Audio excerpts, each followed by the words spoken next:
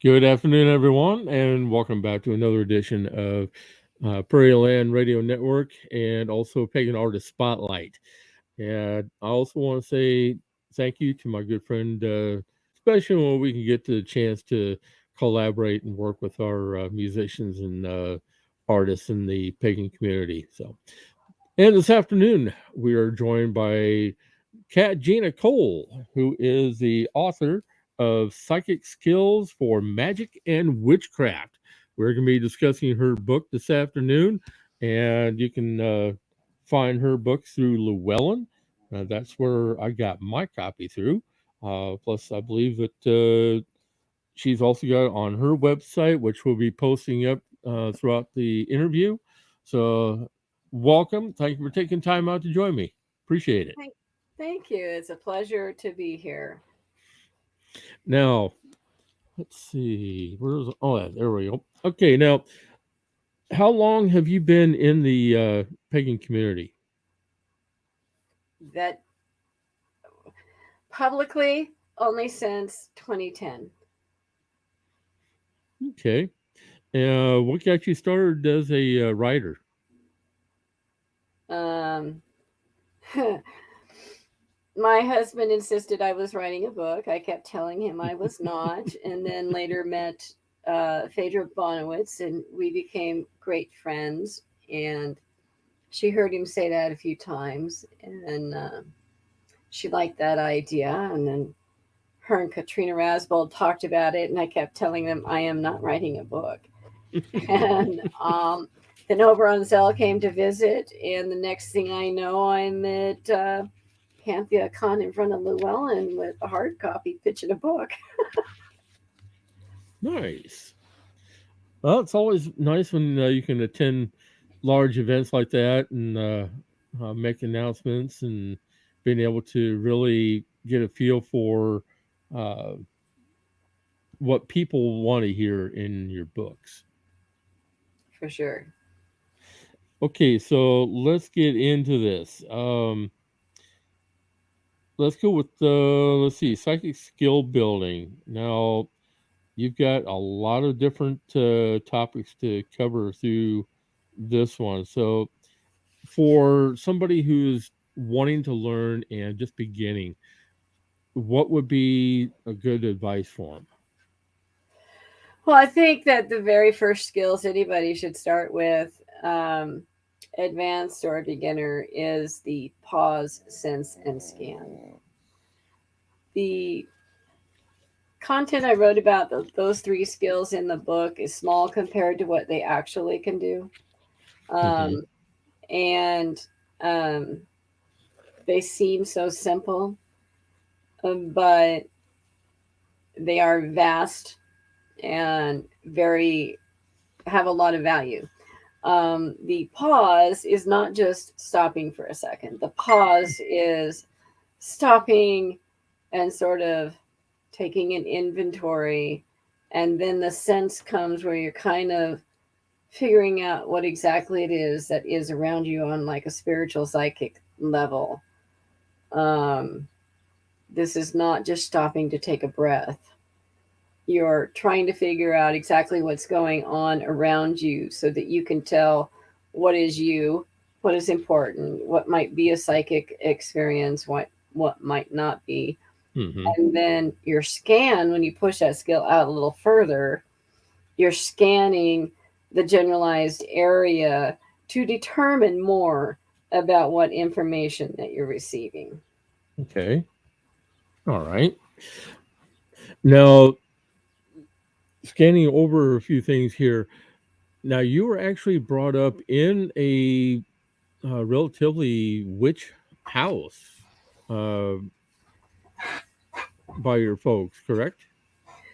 By my grandmother and my mother, the interesting thing about that is I was sworn to secrecy with it, even among my siblings. I guess they kind of just tapped the members of the family that had skill or whatever, but it wasn't something that um, I could even really talk to the other members of the family about. They weren't Hmm. open to it. you know. And so it was just the three of us for 50 years. Wow. Okay. Um, well, yeah, I can understand about being sworn to secrecy, especially back then, because um, it's not as openly discussed back then as it is today, really. Correct. And it was not as safe. Hmm. Definitely not as safe.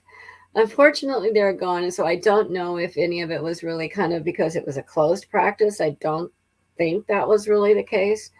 I think it was just more of safety. Hmm. Well, I can understand that.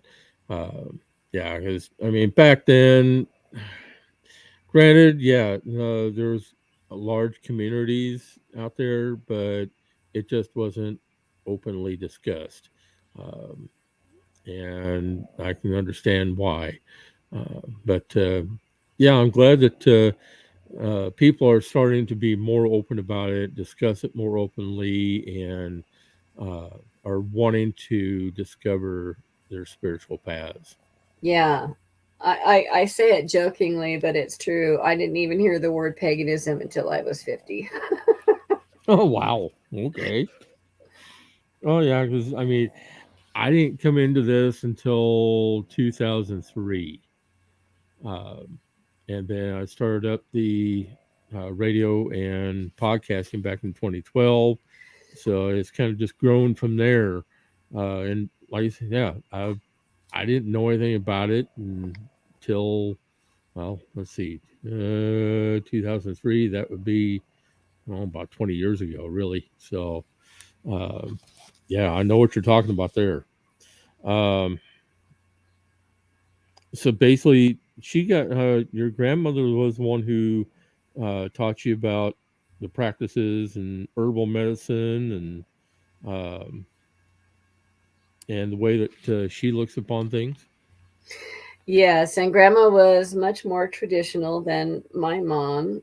Uh, and it was very traditional witchcraft, what some may even call granny magic. It probably had a little Hmm. of that in there, but mostly just traditional witchcraft. And a lot of the psychism stuff. It back then, as I was coming up through it, there was no separation between the witchcraft and the psychism. Hmm. I later did that on my own, um, especially when I started writing and teaching about it, because I came to realize that there's a lot of psychic practitioners out there that are not necessarily witches. Gotcha. And then it looks like back in 2020, uh, Oberon Zell had added you to the Great Council. Yes, he did. It was quite the honor. Yep, I know Oberon quite well. I've had many discussions with him. He definitely, in fact, I just got done talking to him here just a short time ago, and uh, his one book that he had been working on for several years is just now getting ready to be published.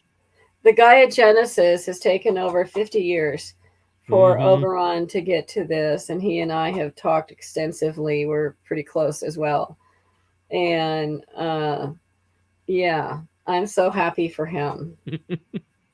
In fact, I'm looking for a special edition hardback from him. Oh, nice. Yeah, That'll be good to have. yeah. So let's see. Couple of other things we're going to be talking about here. Um, Developing your intuitive skills. So there's let's see. Let's start off with the five faculties of the mind, because that I guess that does come as an important factor into developing your skills. It is. And what's interesting about the five faculties of the mind, like many of the psychic skills, are things that we do all the time. However, which people may say, well, she's making something out of something ordinary. Well, yes, because if you take the ordinary, you can make it extraordinary.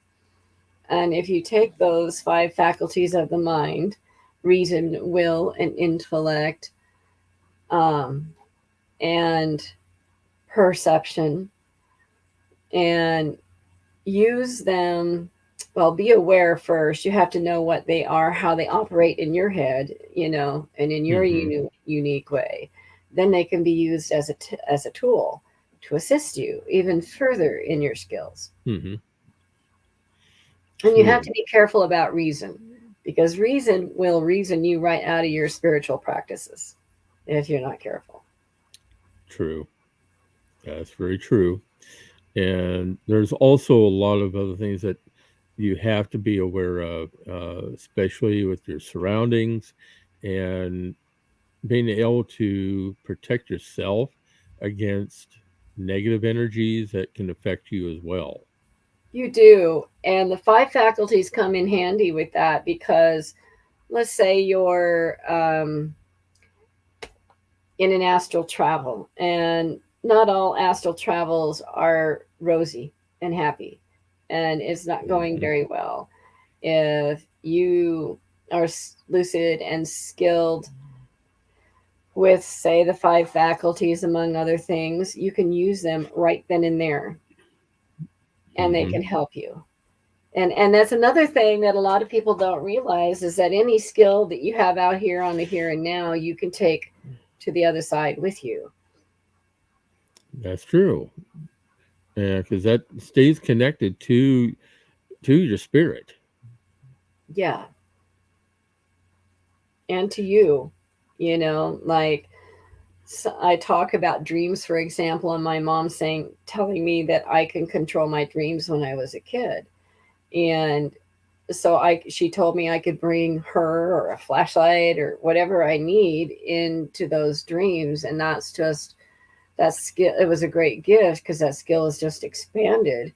And so therefore I just started taking all my here and now skills with me anytime I would do trance visions or astral work. Nice. Now, for someone who is questioning their abilities, because I'm also empath. I'm empathic myself, and I've known about this for, well, let's see, I've known about it since 2007 when it was actually uh, explained to me, because I was already having spirit guides talking to me that I have no clue what to do with, and also being able to pick up on others' uh, emotions or senses, and it's like couldn't figure out what was going on until it was fully explained to me that I do have empathic skills, and so someone who is just beginning to begin to open up and learn about these, uh, when somebody has is questioning their abilities, what's a good way that you address that? Again, labeling, sorting it out and labeling it, to me, is the first thing. That way you get to know exactly what it is, and then you explore how it is that it works for you. And from there you sort of discover what you want to do with it. Mm-hmm. you know um, that's kind of the reason I wrote the book, is I'm not one to really live by labels. Mm-hmm. However, in this case, labels are needed so that we have clarity, instead of, there's so many that are just overwhelmed by all their psychic gifts, and they can't sort it out, and it gets confusing and mushy, and it doesn't allow for them to grab any one thing and hone it as a skill. Mm-hmm. It's more of something that just happens to them, as opposed to Okay. something that they use as a tool.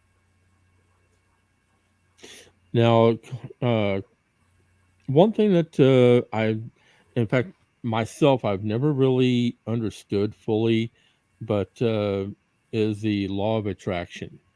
Uh, I've never really managed to grasp that. I will begin by saying if I step on anybody's toes by what I'm about to say, I'm sorry. I'll say it in advance. So, in my opinion, never to be humble opinion, the law of attraction is not pretty words and think pretty thoughts and pretty things will happen. That is not what it is. Hmm. And many of us know that. The law of attraction is a magical process that is manifestation, where you're manifesting things. And how that occurs has a scientific base in that thoughts are things, thoughts put out energy, right? And that energy goes out and stimulates other atoms and molecules that are similar to it. And they continue to resonate and gather together and resonate and gather together until the item or thing that we want has come into our realm of touch or sight or hearing. Hmm. And Okay. that was backed up by um, a book I have, the psychic and psychic encyclopedia. Um, and when I read that in there, and I mention it in my book too, and give full credit there, um, it just was like, oh, that makes so much more sense. Because Hmm. like he's Oberon, he's like, magic is about probability enhancement, and others feel magic is something a little bit different. But if thoughts are things, like so many of us believe, thoughts are energy because everything is energy. Hmm. And that energy isn't static. Right. It goes out and it collects and it resonates and all of that. And that's kind of the short way version of how the real law of attraction to me works. Okay. Now, one other thing I was wanted to touch on as well is uh, using manifesting to create. Mm.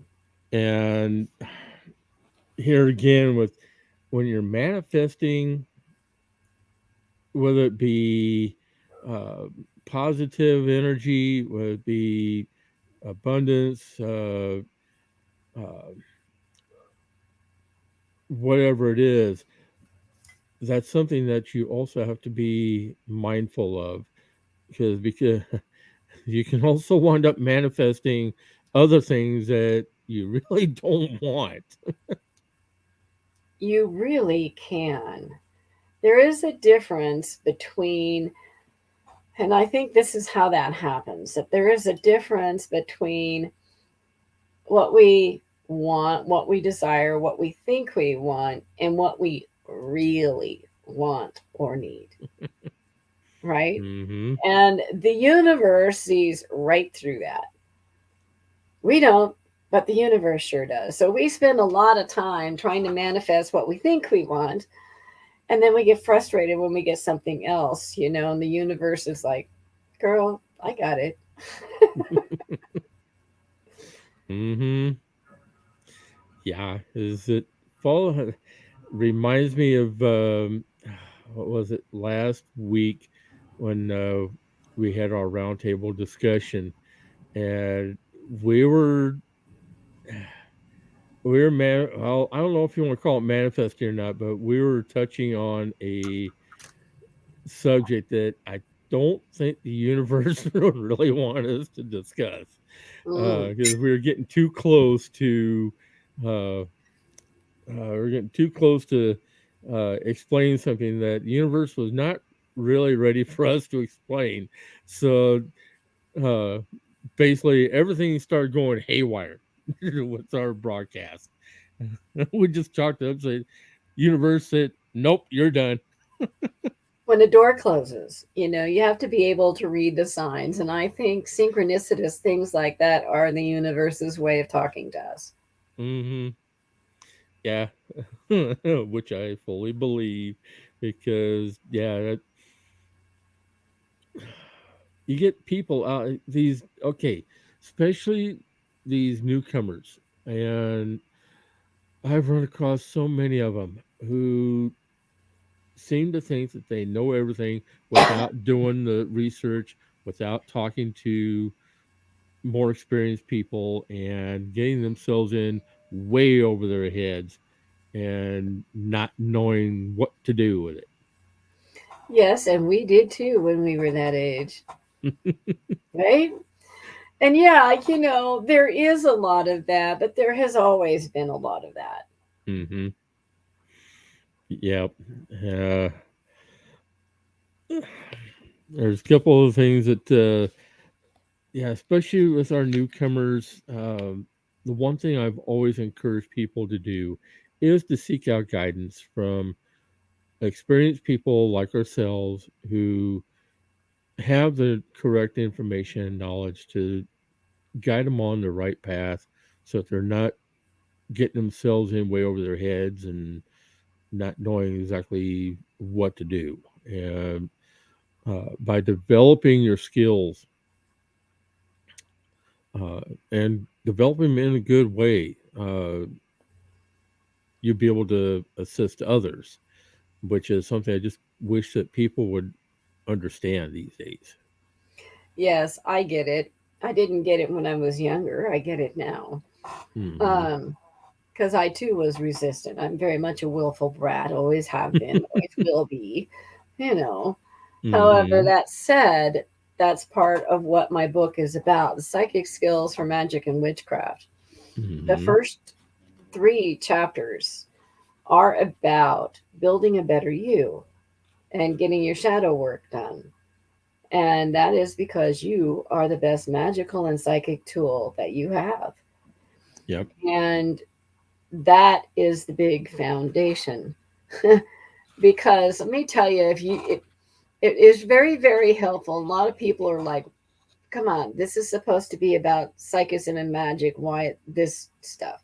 Well, because when you're in a tarot trance with the justice card and he stabs you in the heart and fills his scales with your blood, you might have the ability to look at it and go, okay, next. Or if you're an emotional mess, you're going to freak out and it can cause psychic harm. Hmm. Right. And so you need those foundational skills. Nobody likes doing foundational skills, everybody hates Oh yeah. Oh it. yeah. But I got to tell you, the more you resist it, the more you're going to have to keep going back to it And the more the universe is going to tell you, nope, go back, do it again. every time. Yep. And that's where the topic of trusting yourself comes in. That's And a big one. yeah, if you're not learning things the right way and not approaching it with the best attitude, you're never going to be able to trust yourself. Well, that is certainly true. Um, and I find it fascinating just on a human level that it is easier for us to trust strangers than it is for us to trust ourselves. You know, here's the reason: Hmm. social conditioning. All of our family of origin stuff, all the stuff we had when we were growing up, this all builds up and stacks up in the subconscious mind. And Hmm. then it gets filtered down into the ego, which becomes that self tapes in our head. Oh, you dingbat, you shouldn't do this or that, or you did that wrong. Oh, good grief. Da da da da da da da. Right? And that's where a lot of that doubt and all that stuff comes from. And I certainly write about that in social conditioning. Hmm. And when we address those things, as we are fine tuning us, our best tool, when we start to fine tune those things, we get to calm that stuff down and go, oh, wow, that's really not serving me anymore. And that's where that comes from. Oh, my God. And there's so much stuff in there as you go through those steps that you, you get free of something and you're like, I've been trying my whole life to get free of this thing, you know, Hmm. and some real changes happen and you begin to feel free and liberated, and you're no longer um,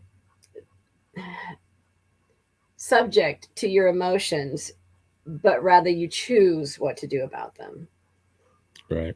you know. And it just gets you building. And as you build that, more self confidence, more belief, more trust in yourself and in your skills happen. Now, some people learn a lot by journaling, and I should certainly encourage that, as you can tell from the book.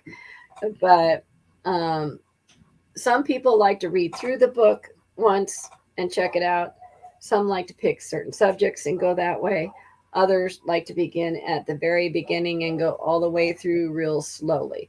Mm-hmm. And it's designed to do all of those things. And it's also designed to be a study reference in a class. Okay. Very good. And then the other, I know the other one, the other big one, is basically this letting go spiritually and learning to let go. You see, the pause, sense, and scan ties into that. And this is why. Um, Social anxiety, stage fright. Um, Lots of us have it. And I do too. Mm-hmm. And when I first started this in 2010, I could barely talk. I was stuttering, sometimes even tearful. Now you can't shut me up. But it was the pause, sense, and scan that helped me change that. And um, because I would stop, I would think about the facts. I would sense what was real and what wasn't real, getting to know myself. And then I would let go of those things that were perceived rather than real. And as I did that, the anxiety would calm down, right? Mm-hmm. This actually led to being able to let go spiritually. You use the pause, sense, and scan to let go spiritually. Because when you're in that moment, and it's a little intense, most of them are, Mm-hmm. you know, that's when you use the pause, sense, and scan to evaluate what's going on and what you really want to do with it. And the pause, sense, and scan can take the blink of an eye or it can take a half an hour. It just depends on what's going on. Right. But letting go spiritually goes back also to what I said about the tarot card and justice, or the justice card, that he stabbed me through the heart and filled the scales with blood. Okay, I'll let that go instead of it being a big deal. That's one example Okay. of Right. letting go spiritually. Okay. And then let's see the other one that I find that certain people still need to be able to develop and practice more is basically the art of stepping aside. Uh, and when it comes to you come upon something that spiritually wise that you may not have the best information on, but other people do. And that's where learning to step aside and let other people being able to assist in this situation instead of trying to get in or overreaching, get in over your head.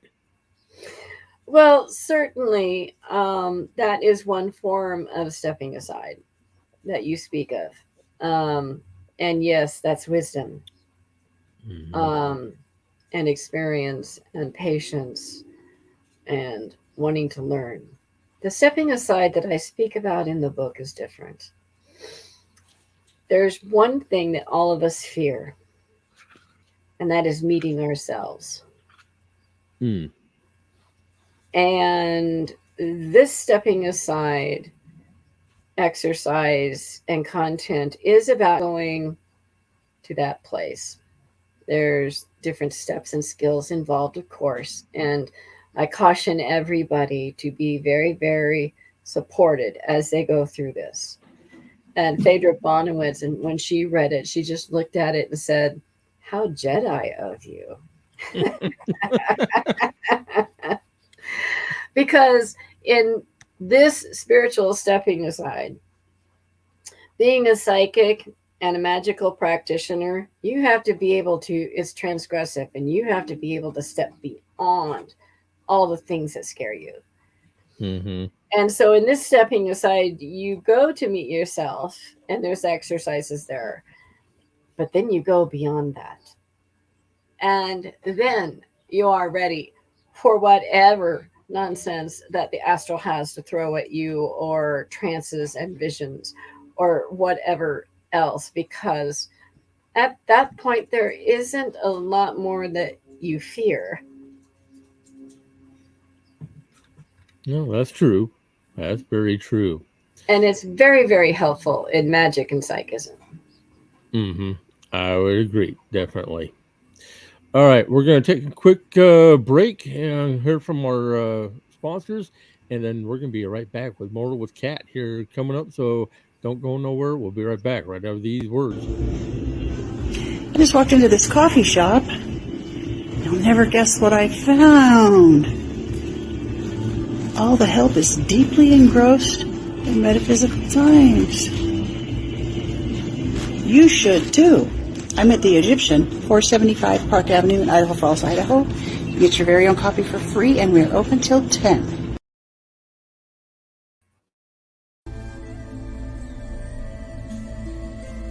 Sister Moon Apothecary and More is a collaboration of local island witches bringing you handcrafted tools for ritual, amazing apothecary, custom vinyl work, merchandise, and so much more.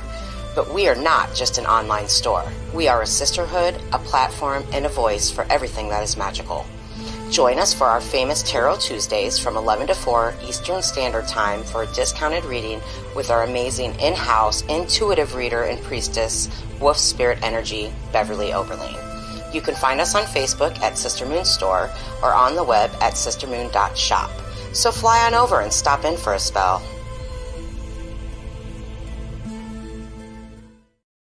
All right, we are back with Gina Cole, and we're talking about her book, Psychic Skills for Magic and Witchcraft. Now, here's something that couple of things that I was going to touch on. One that I don't hear a lot of people talk about, but the statement of "fake it till you make it," a magical act. That's Now, manifesting. That's faking it till you make it is what you're doing while you're manifesting, because you're in transition. you know, um, I kind of remember back around 2012 when I started, when others started noticing what I was saying, and or coming to me and different things like that, and I had a conversation with my husband about, I kind of feel like a fake, and he's like, you're absolutely not, you know. And I was more concerned about their preconceived notions opposed to what I really was, and at the time.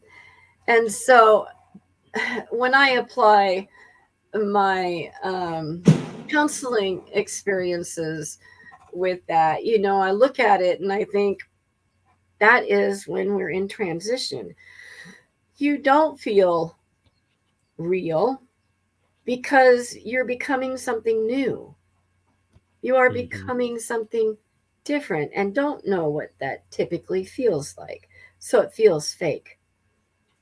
But it's also a magical act. Like I said, it is the the action of transformation.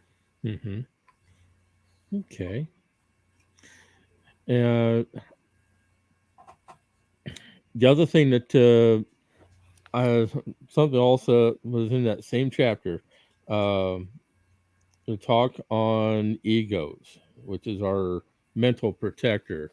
Now, granted, I've come across people that've got huge egos, and I've also come across the ones that have a relatively mild ego, which uh, are the people I like in working with, but it's the ones that's got the huge egos that I have seen be very destructive, and that's I've seen the negative outcomes from that. It's like, I am one who have said that we need to do away with egos.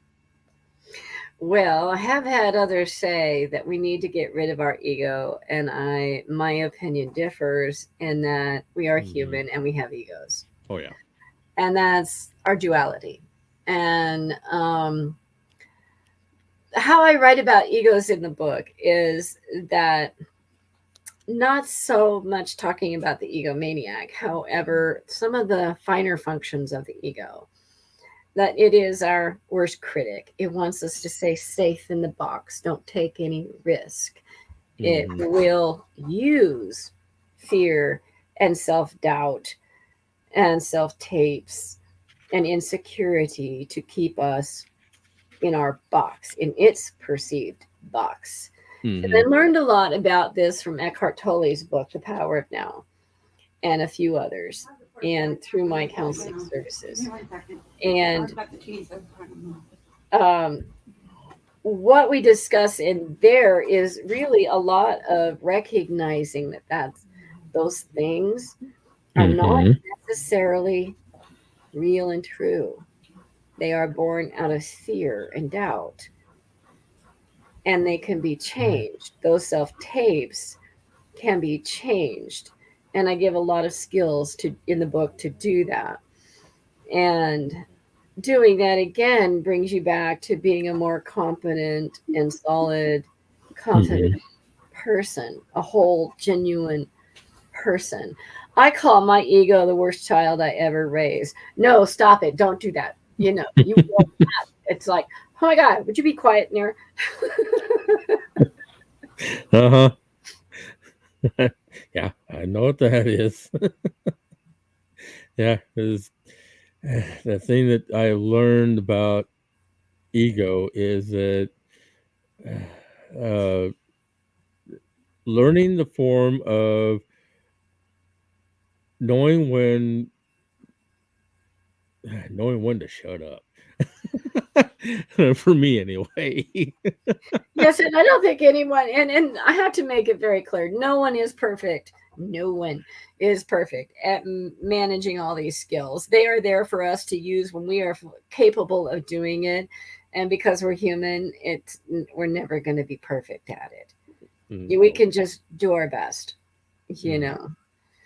I get a little frustrated at some of the oh, you will evolve, you will be enlightened, and you will be above all this. Well, certainly that is our goal. But I think that to not embrace our humanity is a grave mistake, because it only further separates us from the true self and what our real power is.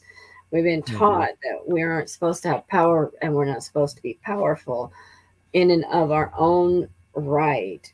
And to say that we shouldn't have an ego, or that we'll be perfect at something and leave it behind, I think is just a huge disservice to the fact that we're human. And we have duality. Yeah, that's true. And with me,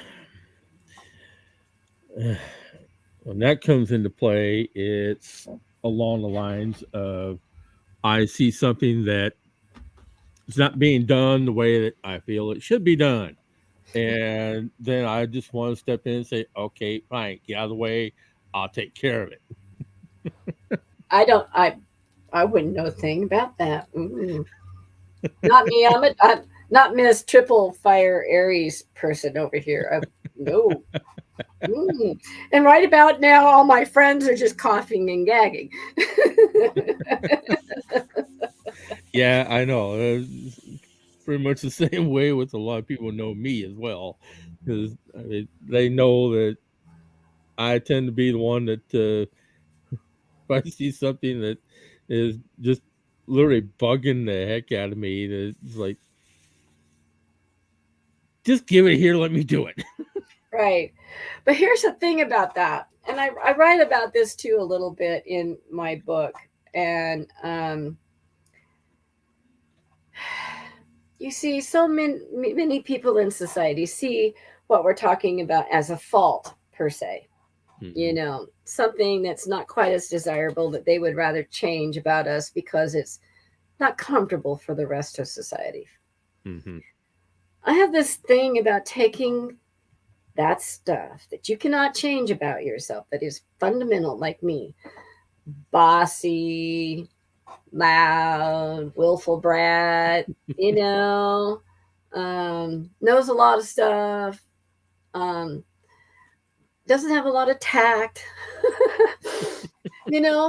and take that and turn it into an asset. So I teach. I turned it into teaching. I stopped trying to beat myself up year after year after year, trying to change those fundamental things about myself. Mm-hmm. I could not change them. But society keeps pushing at you, change it, change it, change it. Well, guess what? It's me.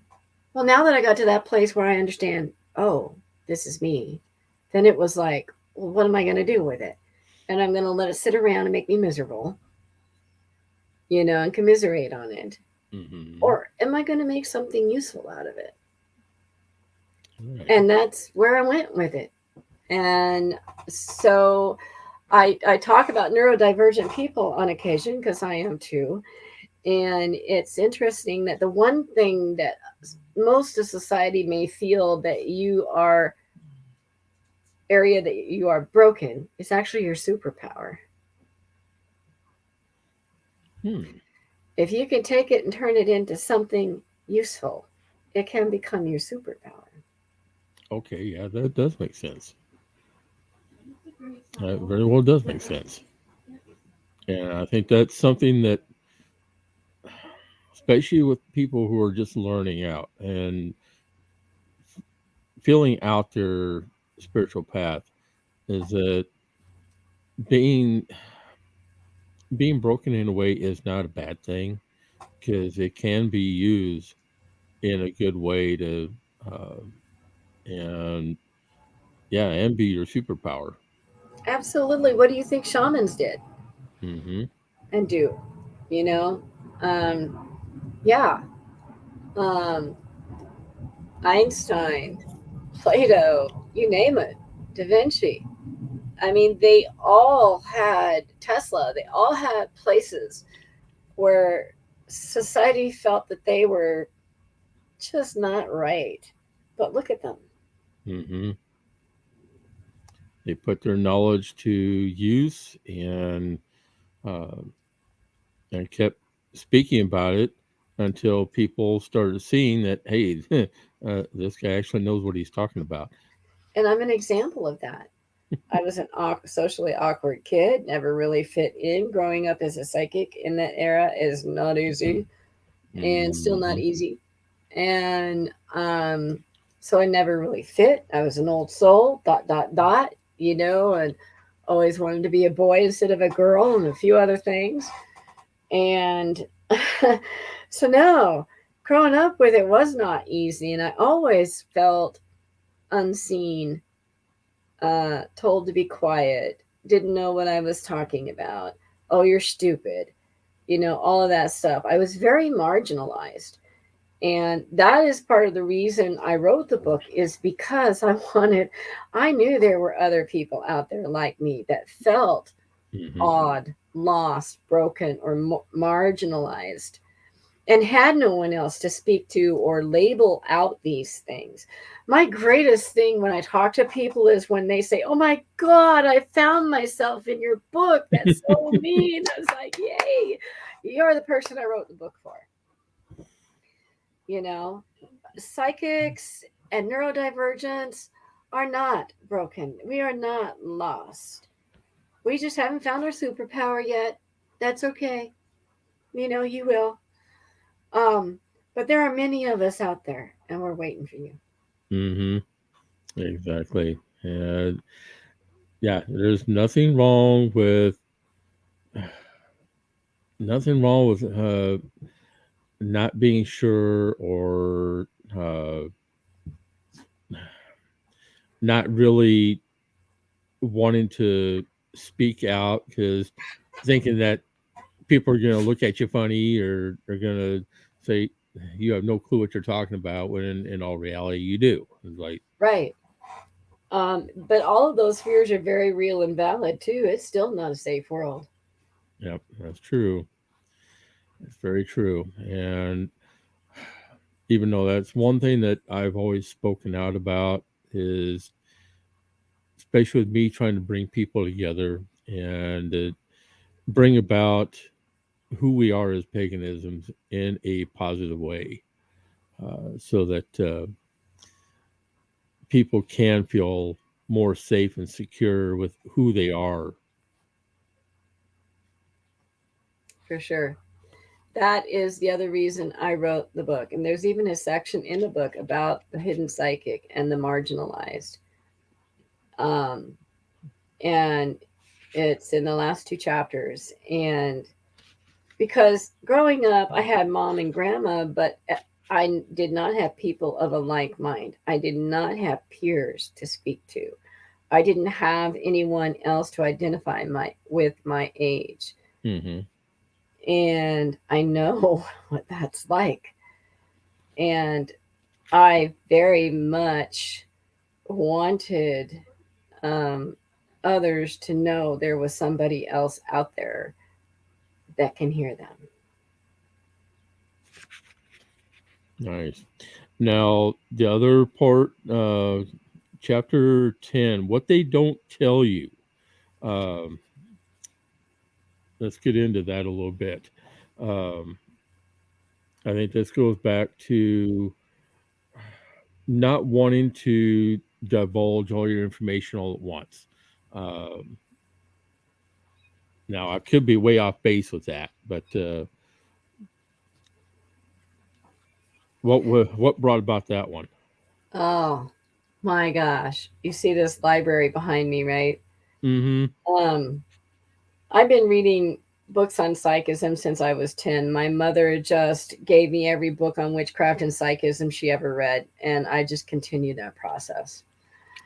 Hmm. And it never failed that so many of them would promise to tell you something, and they would use a colorful language or some mysterious language.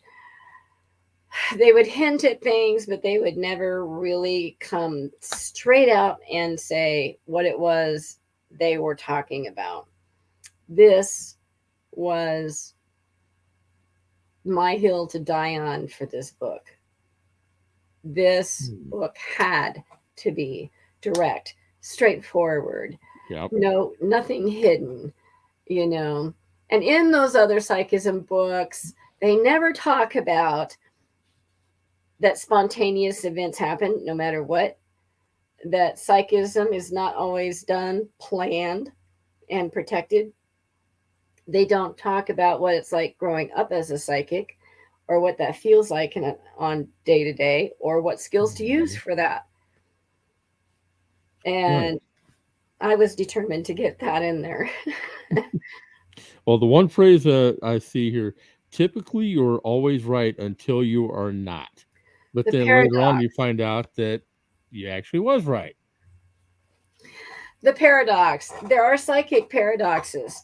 And that's certainly one of them, you know, and anyone with skill will say, good grief, why is it that I have this skill and I can see or feel, but people don't want to listen to me? They don't want to hear their truths, you know. They just don't want to believe that about themselves or that someone else might know. That's a little spooky.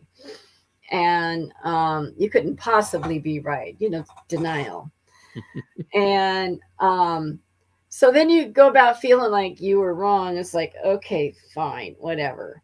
And then a month later, they come back and like, why didn't you tell me? And you just want to go, yeah. Yeah, that's Right? when you want. Yeah, that's when you want to smack him upside his head. Said, "Told you."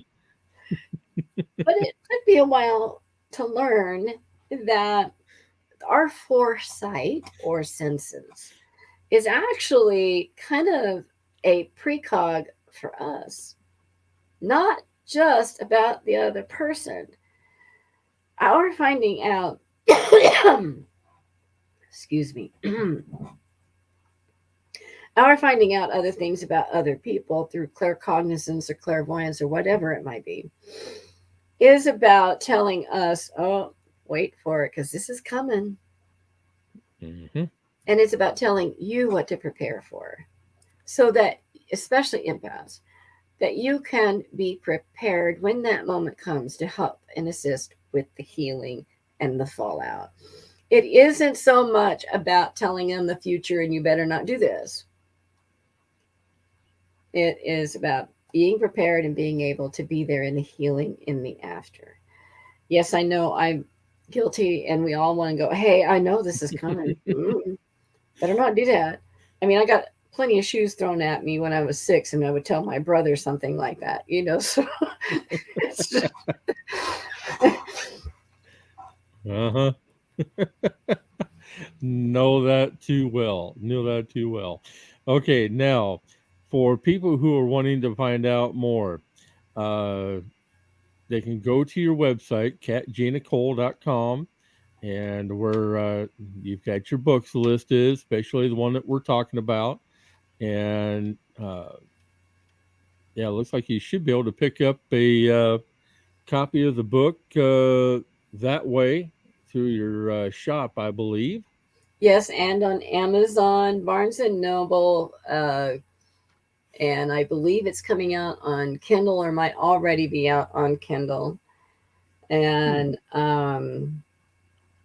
yeah, I think that's the venues right now. Ingram has it. Several other publishing houses also have it. I'm just not exactly sure who all Llewellyn distributes through, but definitely my author page is on my website through Llewellyn. My author page on Amazon is there, and you can direct link through those for purchases. And Excellent. yeah. And, if anybody has any questions, feel free. My Facebook link is there too. Go right to my Earth Witch page, send me a message. I would say, yeah, because you've got that one, and then you've also got the House of Twigs as well. Thank you. Yes, the House of Twigs is an amazing site, witch school my friend Erica Fortner built, and a lot of witch columnists and stories and authors there, classes, all kinds of stuff. I have a Q&A column there. So when you log on to House of Twigs, you'll check columns and it'll show Kat's Q&A. I would love to hear people's answers, questions. I'm happy to answer them. I've been writing for her for about a month now, and it's been quite fun and enlightening. Nice. It's always good when you can find something where you feel like you fit in and something that you really enjoy doing. That means the most. Yes. All right. So basically, if you want to get in touch with Kat, go to her website, catginacole.com, or else, yeah, also be able to reach out to her through House of Twigs and also through her Earth Witch, Cat Gina Cole, on Facebook as well. And I'm sure she'll be able to be more than happy to answer your questions for you and whatever that you have to toss at her. All right. I'm game. Very cool. Gina, thank you for taking time out to join me today. This has been informative and actually a fun discussion. I really enjoyed it. Thank you. Me too, Earl, and many blessings. And then, we're also now a part of the, yeah, tell everybody about the other group that you and I are both a part of now that you're heading up. Pagan Business Talk, and it's spelled BIZNUS talk and support. But I collected together a bunch of pagan business owners because we all need support, and to talk about this stuff, and keeping them all separate and being cliquey and with different groups and whatnot just wasn't sitting well with me. It kind of goes back to that, move over, let me do this. And so I just started the group and drew some friends in, and we're taking off from there. We're looking at, there are some internships and apprenticeship positions available. We're talking about a possible jobs board for that. There is some inner city networking and support going on in Eugene and Salem among the shops, so I just really felt that we were stronger as a business community together as Mm-hmm. rather than apart. So that's why I created that group. Excellent. And then also Karen Walters is stopping in as well today. Wonderful. So I definitely want to say welcome and thank you for joining us here. We are getting ready to wrap things up, but yeah, you will be able to catch the replay of it on the YouTube page for Iowa Pagan News, which I'll be putting out information on that as well later on, so that people can go back and listen or watch the video. Also, you can catch the replay on for the audio side on Podbean.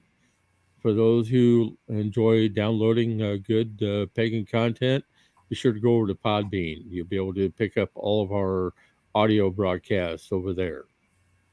As always, if you have questions for me directly, you can reach out to me at earl@iapnradio.net or else Iowa Pagan News at Gmail. And I'll be more than happy to answer your questions. You can also contact me directly through the group or business page for IAPN Radio on Facebook. And I'm always there to help answer questions, uh, be able to relay information and events that we got coming up. You'll also see postings from our local musicians, from other authors, you name it. You'll see it all on the business page. Pleasant journeys, everyone. And I definitely want to say thank you for tuning in as usual. And I'll be back again on Wednesday with another interview coming up. And that is going to be with William. We're going to be talking about his book. You'll be able to find out more information on the business page as well. Have a great day, everyone. And we are going to be out of here for the day. And again, if you ever have questions, please feel free to reach out.